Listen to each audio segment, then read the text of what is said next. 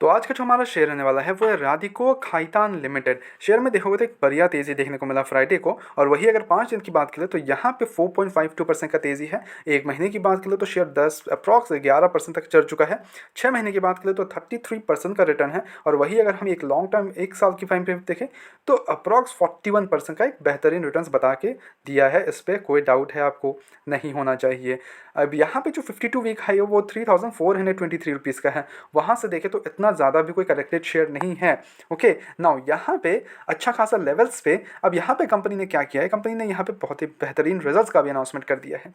Now results क्या है वो चेकआउट करेंगे, एंड आगे के लिए हम देखते हैं कि शेयर को कैसे टैकल करना है, एंड क्या इस लेवल्स पे भी हम खरीद सकते हैं शेयर को, वो भी चेकआउट करेंगे। Okay, and at the same time मैं ये भी बताऊंगा कि हमें इसको आगे के लिए कैसा, मतलब long term time frame in the sense of like आपको 5 to 10 ईयर्स में क्या ये इसका क्या प्रोस्पेक्टस हो सकता है, क्या बेहतरीन हमें चीज़ें मिल सकती हैं इस शेयर में, वो सारी चीज़ें में हम डिस्कस करेंगे। तो वीडियो में अंत तक बने रहो, चीज़ों को समझो, कुछ भी डाउट होता है प्लीज़ कमेंट इट डाउन। आपको डायरेक्टली लेके चलते हैं हम यहाँ पे रिजल्ट्स पे। कंपनी के इस बार के रिजल्ट्स कैसे रहे वो चेकआउट कर लेते हैं। देखो, अब क्वार्टर रिजल्ट्स अगर देखें तो यहाँ पे सितंबर क्वार्टर में देखें तो सेल्स 1116 करोड़ से इंक्रीज होकर 1494 करोड़ का देखने को मिल रहा है। बेहतरीन सेल्स देखने को मिल रहा है। और वही अगर ऑपरेटिंग प्रॉफिट देख लें तो यहाँ पे 163 करोड़ से इंक्रीज होकर 238 करोड़ रुपीज़ का देखने को मिल रहा है।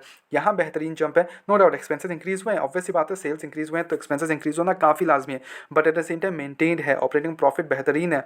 ऑपरेटिंग मार्जिन की बात करें तो 15% इंक्रीज होकर 16% हो गया है। तो यहाँ पे 1% का जंप देखने को मिल रहा है ऑपरेटिंग मार्जिन में। अब यहाँ पे अगर प्रॉफिट बिफोर टैक्स देख लें तो वो देखने को मिल रहा है 112 करोड़ से इंक्रीज होकर 186 करोड़ रुपीज़। तो यहाँ पे भी बढ़िया जंप है। टैक्स देना पड़ा 25%, जैसे कारण जो नेट प्रॉफिट कंपनी का निकल के आता है वो है 82 करोड़ से इंक्रीज होकर 139 करोड़ रुपीज़। वही अर्निंग पर शेयर 6.14 से इंक्रीज होकर 10.38 का देखने को मिल रहा है।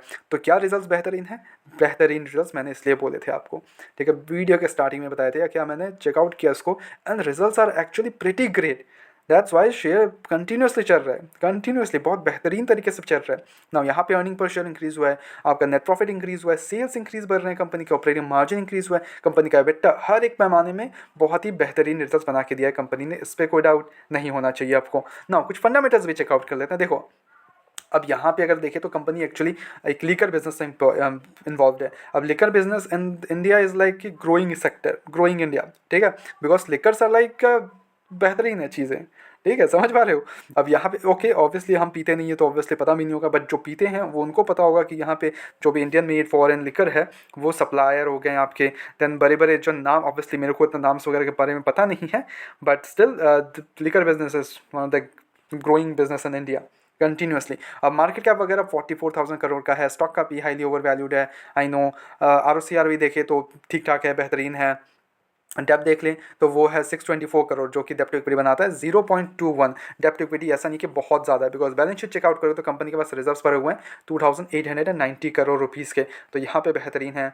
अब वही अगर हम कुछ ऑपरेटिंग मार्जिन देख लें तो डबल डिजिट 14.8%, प्रॉफिट ग्रोथ 60% का प्रॉफिट ग्रोथ देखने को मिल रहा है। पीजी रेशियो ओवर वैल्यूड है। इन्वेस्टर्स का भरोसा देख ले तो यहाँ पे आपको देखेगा 40% तक का प्रमोटर्स की होल्डिंग है। एफ की होल्डिंग यहाँ पे इंक्रीज हो रही है और कंटिन्यूसली इंक्रीज है, 18% कर लिए है। और डी की बात करें तो यहाँ पे 25.48% है। पब्लिक के पास यहाँ पे ओनली 16% का स्टेक है। तो सबसे ज़्यादा स्टेक एफ और डी के पास है। प्रमोटर्स एंड पब्लिक की बात करें तो एक मीडियम स्टेक लेके बैठे हैं, पर प्रमोटर्स की होल्डिंग अच्छी खासी है, ये एक बढ़िया बात है ना। द मेन क्वेश्चन कंसिडर करना क्या चाहिए शेयर में, आउट से कि वेट एंड वॉच। सिंपल सी बात, wait and watch, because share already बहुत बड़ा मूवमेंट्स दे ही चुके हैं। अब यहाँ पे अगर आप इन्वेस्ट करने जा रहे हो, फ्रेश एंट्रीज लेने जा रहे हो, then it will be a mistake for the future. हाँ, आपको शॉर्ट टर्म के लिए गेंस बनाना है, चलो ठीक है, रिजल्ट्स आए हैं बहुत ही बेहतरीन है, तो यहाँ पे फिर से एक ऊपरी लेवल पे जाते हुए देखने को मिलेगा। येस, ऑब्वियसली, बिकॉज हमें रिजल्ट्स के कारण थोड़े से जंप्स देखने को मिल सकते हैं, इस पर कोई डाउट नहीं है। But at the same time अब यहाँ पे क्या होगा कि यहाँ पे प्रॉफिट बुकिंग स्टार्ट हो जाएगी थोड़े टाइम के बाद ही, ठीक है। कोई भी शेयर हमेशा ऊपर नहीं रहता, वो प्रॉफिट बुकिंग होता ही होता है, और यहाँ पे भी होगा। और जब होगा आप उस लेवल्स को पकड़ नहीं पाओगे, एंड आपको एक बढ़िया नीचे आ जाएगा शेयर, ठीक है। अब वहाँ पे फिर आप फंस जाओगे कि हमने इतने ऊपरी लेवल पे खरीद लिया इसको।